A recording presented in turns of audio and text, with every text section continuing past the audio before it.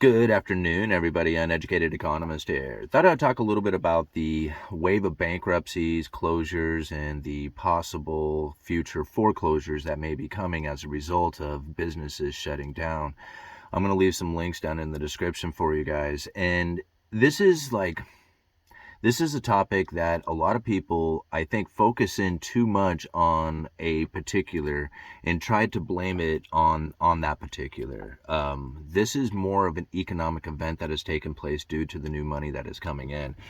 The Federal Reserve said it a long time ago. We should really take it back a ways, because the Federal Reserve said before COVID, it was like back in 2018, they knew that the next downturn was going to be a difficult one to deal with. The Federal Reserve had pretty much had their Fed funds rate in a position in which that they were no longer able to stimulate the economy. You have to think about it. This is a Fed funds rate is the rate in which that all banks began to base their loans from. It's the easiest way to kind of say it. And it's more of a target rate. It's not like an actual rate. It's what it is, it's the overnight lending rate between the big banks that has moved over to the interest on excess reserves in the repo market. But that's less important to what is happening with the actual businesses, because as this rate moves up, all interest rates for loans that are taken out at that point, from that point on, are now much higher and much harder to service. So if you're the type of business that uses debt on a monthly basis, where you roll your old debt over into new debt and just operate in that system, the moment that the interest rates go up, all of a sudden your profit for your business is no longer there, and trying to function and be, satisfied with everything you're doing is just very difficult, and you start to either slow down by cutting employment, or figuring out any way you can in order to acquire the profit that you need, considering that most of it is now being eaten up to interest rates. Now, this is a problem that a lot of businesses face, and what we are going to face going into the future is that exact scenario, as if they cannot cut their expenses to the point that they can make those turning over of that old debt into new debt profitable again for their business, as their business is slowing down too, then they're probably going to end up shutting down. And that's most likely what we're going to start finding if the situation within the economy continues to have these high interest rates impacting the consumer. So this is kind of all of it in a nutshell. I'm trying to just kind of gather it all up. Now, we have to take a look back to prior to the recession, right? The Federal Reserve knew it, right? They knew, like before COVID, before all that stuff, the Fed knew that they were going to have an issue with stimulating the economy. And they said, okay, well, this is going to take fiscal stimulus, right? That means coming from the government itself. The government's going to have to do a lot of spending. See, before it was monetary stimulus, where you can drop interest rates 5%, and then that dropping of interest rate of 5% at the Fed funds level would inspire people, get people out there to, start their businesses, or, take money out to buy houses, go on vacation, buy cars, participate in the economy. I mean, this is what, this lower interest rate would do for people.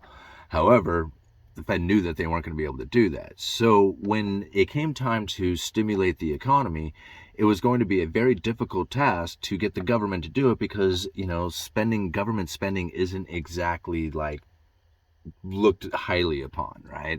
Unless it's for a particular group, and then that group will enjoy it, but everybody else gets mad about it. So there's no real way to stimulate the economy with fiscal stimulus unless everybody is in agreement at the exact same time on it. Lo and behold, we had COVID. So at the same time that everybody who was following the economy, like really following it, you can go back and look at anybody who talks about the economy on YouTube. Go back and look at their videos towards the end of 2019, and you're going to find almost everybody was screaming recession, right? This is before COVID kicked in, right? Before all the COVID, lockdowns or any of that other stuff. So a lot of us knew that a recession was coming, and the Federal Reserve knew it too. Just go back and look at some of their statements. Go back and read their speeches from that time. They were talking about, fiscal policies and how to stimulate the economy using it.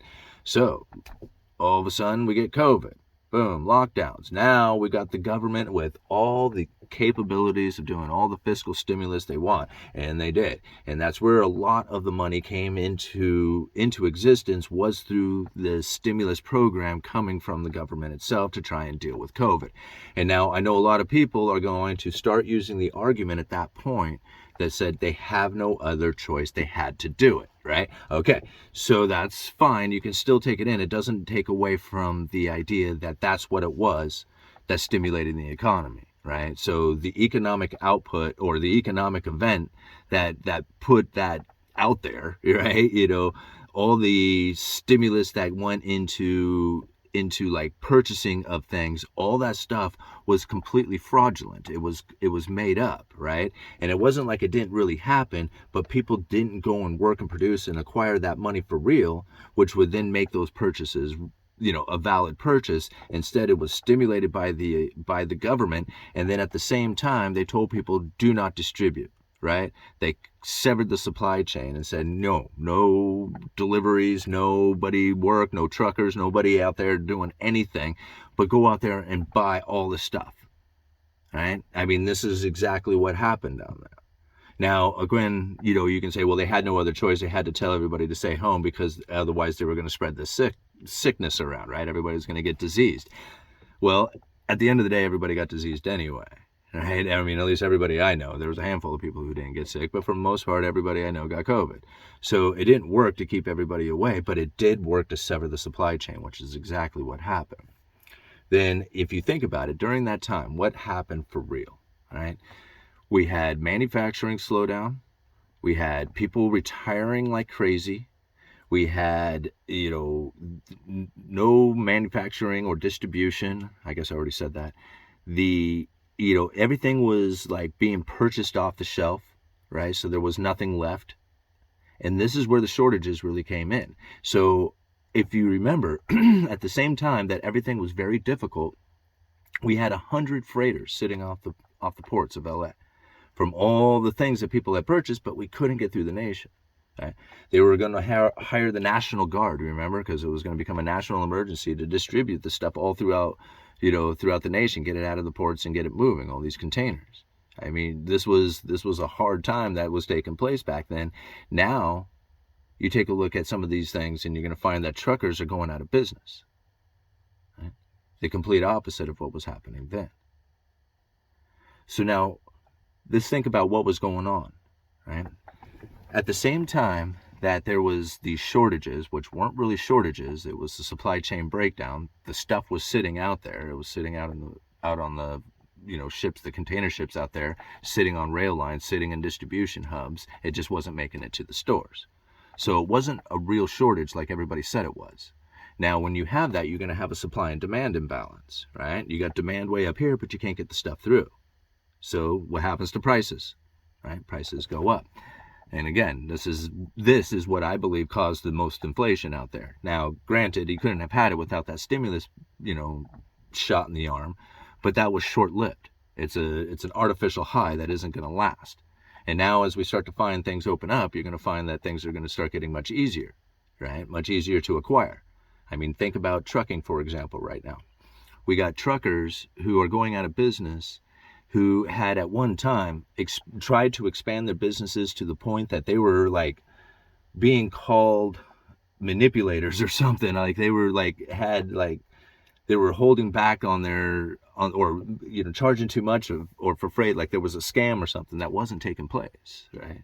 You have to think there was a lot of truckers who went out of business, right? During the lockdowns. There was a lot of them who retired early, and there wasn't a lot who were being trained to operate, right? So now if you go and you look, like this is one of the things that I had noticed personally, and I know I kind of babble around a little bit, but this is something that I had noticed personally, is that I work a retail job at a lumber yard, and I get brokers calling me all the time about looking for freight to haul around. And I didn't get a call one from these guys during the lockdowns. Like they disappeared, nowhere, right? All of a sudden now I'm getting them 2-3 times a day, and I hear the other guys getting them too. So these guys are constantly hitting us up a couple of times a day looking for freight to haul around. We have to explain to them we have our own trucks, and the vendors that we use deliver to us. But what it tells me is that there is a huge demand, not only from truckers, right, looking for stuff, but from these brokers who are looking to try and make them in between money, right? So both of these people are having a difficult time finding stuff out there to haul around. That tells me that there is a slowdown in distribution.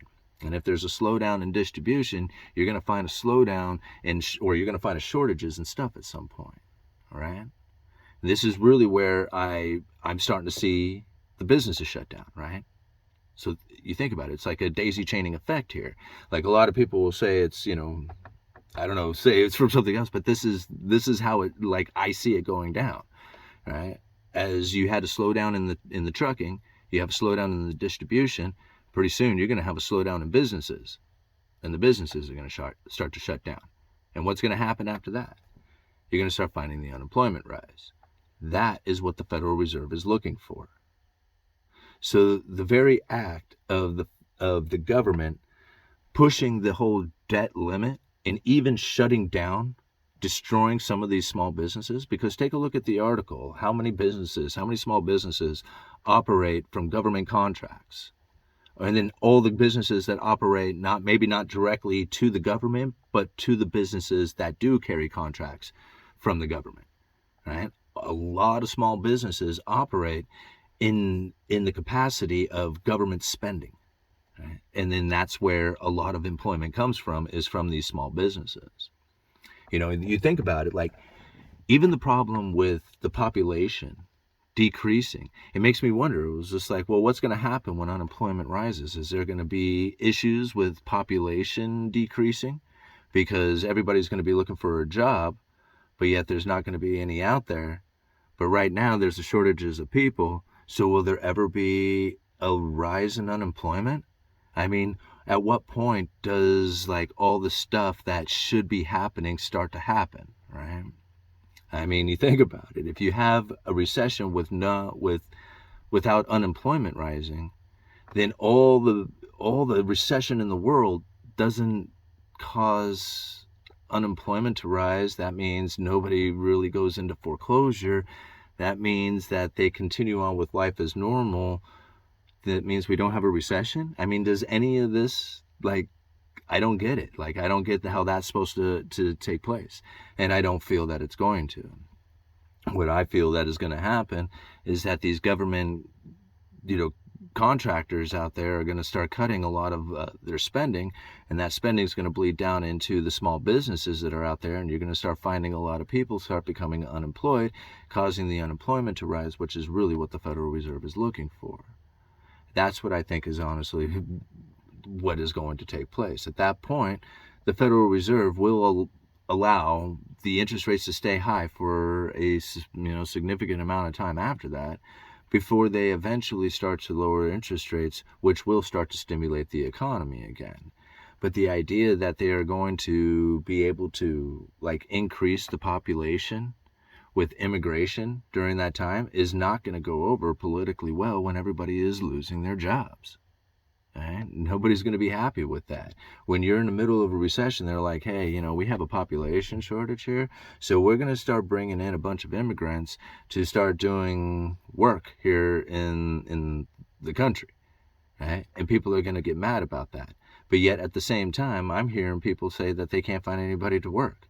It's pretty interesting times, isn't it? See, really what's going on here is that the move into luxuries has risen the standard of living so much that people do not want to have children any longer, because with the higher standard of living, it's very difficult to have children and not lower your standard of living. So they're most likely not going to have children, or at least not a lot of children. That's with the higher standard of living. And the longer that continues on, the higher standard of living that people live, the more likely that they're not going to want to lower their life at all. Well, if you have people who have been living a terrible, lesser standard of living life, and they're moving here with opportunity, all of a sudden you're going to find people who like to start businesses, who want to have children, who want to take advantage of that opportunity, and not just look for the entitlements that they believe is due to them because they've grown up in such luxuries the entire time. I mean, a lot of people don't realize how the condition of this nation, the United States itself, when we had the new money pouring in through the issuance of debt, that separated the classes. So now you have, separated the rich and the poor dramatically. But the thing is that most people don't realize is that even the poor in this nation live so much better than the poor in other nations, right? I look at like homeless people walking around with cell phones, and they, you know, they got stuff, and they're not like, although they are hurting, right? But if you think about like, some of the things that they have acquired and they keep with them, and just the possessions that they got, you go to look at like homeless people in other nations and they don't really have anything. They have like nothing at all. There's nothing that they possess. And so to even think, if you have even a cell phone, that you're like so much more richer than a homeless person in another nation. Just the simple act of holding a phone. And I know a lot of people will look at that as like, that's not a big deal to have a phone, but it is. It's a really big deal. And you get people like, I'm going to leave a link down in the description to an article, and I kind of have to agree with the person who wrote this article. John Cougar Mellencamp, right, wrote a song about Portland. And I just got back from Portland. I was there yesterday, and you see it. You see the graffiti, you see the trash, you see the homeless, you see like a lot of stuff up there. But and I don't always describe Portland in the best light. There is beautiful parts of Portland. There is places there that are very friendly, very beautiful, very clean. There's, everybody in Portland is always very polite. Like, at least to me. There's people, I guess, who are, there's impolite people everywhere. But, everywhere I go, everybody's very friendly and nice. But it does run rampant, right? The garbage, the homeless, you see it, everywhere. I even like saw a couple sitting in the entrance to a store shooting up while I was there yesterday. Luckily, my kids didn't see it. I didn't point it out to them. I just kind of let it, we walked past it, and then I mentioned it to Sarah, and she didn't notice it either. But, I'm pretty observant when it comes to everything. So, this is the type of thing that happens out there. But yet it's, it's this like pop culture behavior out there that John is kind of like, feeding on, right? And so I don't agree with that. If you're going to be part of the solution, be part of the solution, yeah.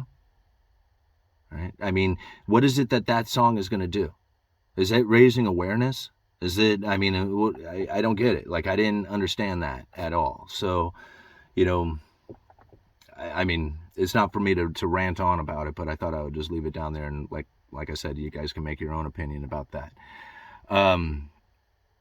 But here, going into the future, this is the thing that really is starting to become a lot more clear, is that when the Federal Reserve set up the special purpose vehicles to deal with the COVID situation, what they ended up doing was doing something that was like almost planned out, to the point that it was just like, if you just go and read their speeches ahead of time, it's just like, oh God, guys, you got what you were looking for. You guys got exactly what you had been asking for, knowing the situation with low interest rates that were causing a problem. See, deflation was the real issue that the Federal Reserve was dealing with. And it wasn't that it was a deflationary scenario that everybody was talking about. It was a deflation scenario that came from the fact that we had a low interest rate.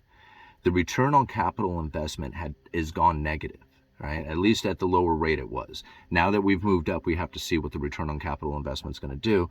But if you can think about, like, if you had a return of just 2% on your money, on your capital investment, and inflation was running 2%, you have a zero return on your money.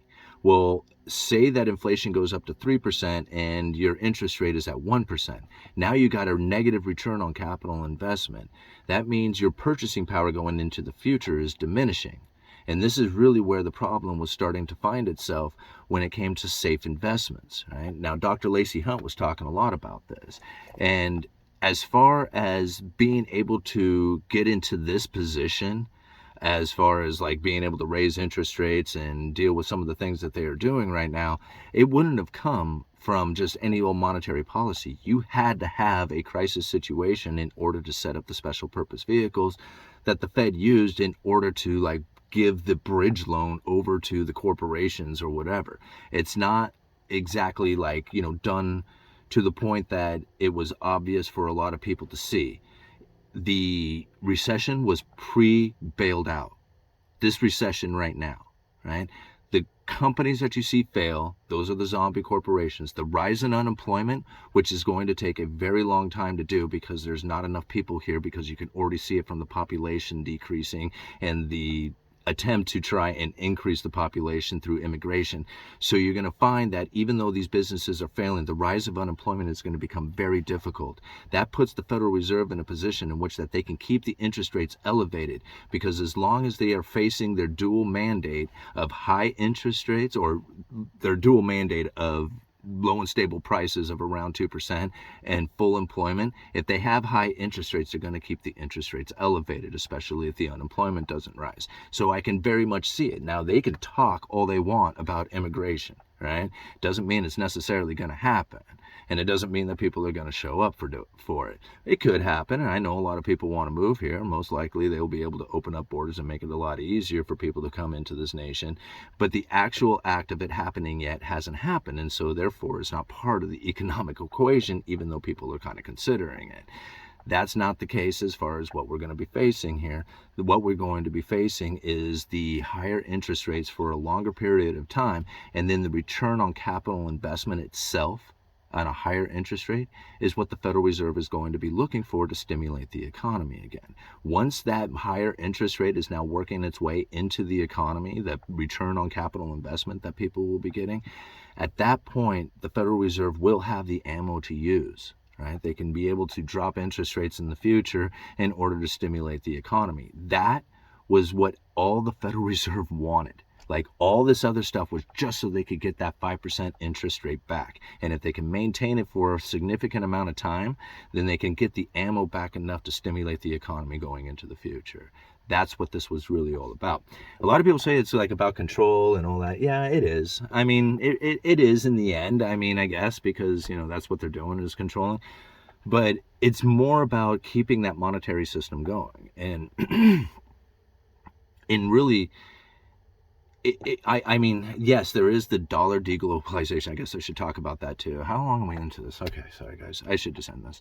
All right. So the dollar deglobalization, though, because this is something that I know a lot of people are going to bring up and saying, hey man, you got it completely wrong or whatever. I don't. Okay. There is places like India and Russia who are doing deals with each other. China wants to do deals outside of the United States dollar and with just about everybody when it comes to purchasing their commodities or whatever it is that they got. They would much rather use yuan or whatever, just not use the dollar.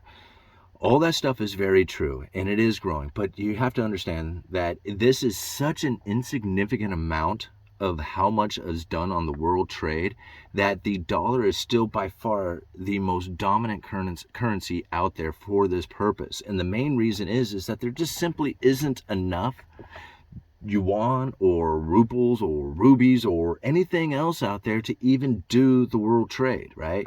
See, the Federal Reserve has, or not the Federal Reserve, but the United States government has such a position with debt that nobody else has even come close to doing it. And that's because of the U.S. Treasury market. The U.S. Treasury market is huge. It's vast and it's deep and it spreads all over the world. Everybody uses U.S. Treasuries to conduct their world trade. I mean, you can use cash or you can use Treasuries, because Treasuries are almost as good as cash and they pay a little bit of an interest rate to it, and they're guaranteed to pay, no chance of default coming from the United States government. Of course, that might change here with the debt ceiling, but we'll find out about that. But that's the point, is that no other nation has that. I mean, if they had it, if China had a huge debt market that says, hey, we're going to try and issue out this debt to, for everybody to buy out there and use it as their safe and liquid asset, right? And you'll be able to, cash in Chinese yuan-backed bonds like instantaneously on the open market, is just that liquid, right? Because they can be used just as good as cash. I mean, that concept isn't out there. Nobody trusts China. I mean, nobody trusts them. Nobody trusts Russia, I mean, they trust the idea that they are fighting the United States and want to get out of it, but nobody trusts them like for real to say, hey man, I bet you'll pay me back. Like, yeah, that's a good, yeah, you'll pay me back. I mean, nobody trusts them on that fashion. Everybody trusts the United States on that fashion because they have always paid their bills, and they're going to pay these ones too. There's very little chance of doubt in my mind that they will raise the debt ceiling. If they don't, the Federal Reserve will buy the toxic assets. They will buy the treasuries off whoever it is that has a defaulting bond, and they will hand them a bond that is not defaulting. And the Federal Reserve will buy the toxic assets. That's in postpone the defaulting, bonds until a later date when the government can pay them. That's what I feel will take place. Now, I have no idea. Who knows? We'll have to see what happens at that point. But to me, when I look out there and I see what is actually happening, when I see the slowdown in the recessions and how the Federal Reserve, that was it, and how the Federal Reserve preloaded this, right? So they got unemployment taken care of, but how do they deal with these corporations? I guess I should, how much time I got? Okay, let me see if I can make this less than 30 minutes. All right. What's with me, guys? All right. So, during the lockdown, special purpose vehicles were established. One of those special purpose vehicles was the Corporate Debt Lending Facility. The Corporate Debt Lending Facility is a entity that was separated from the Fed and from the Treasury because they cannot buy corporate debt. But this special purpose vehicle can. They funded this thing with hundreds of billions of dollars and then put out the narrative. They said it out there in the media and everybody else, we are going to be buying the fallen angels, right? So all these corporations that were suffering because of the lockdowns, the Federal Reserve was going to be there to support them by buying up their bonds, lending them money essentially. Now, as this started to happen, people flipped out and said the Federal Reserve was going to be picking the winners and losers, and so they started front running the Federal Reserve. So a lot of these bond investors went out there and started buying up these bonds, speculating in the market, thinking that they were going to be able to sell them to the Fed when the Fed started loading up the special purpose vehicle. Excuse me. So as these people started buying up these bonds, what it did is it drove the price of the bonds up and the yields down. Corporations at this time were able to gorge on incredibly cheap debt. Now, we talked about this a lot during the time. A lot of these corporations were viable corporations that have held onto that cash, so now they can make their bills as we roll into the recession.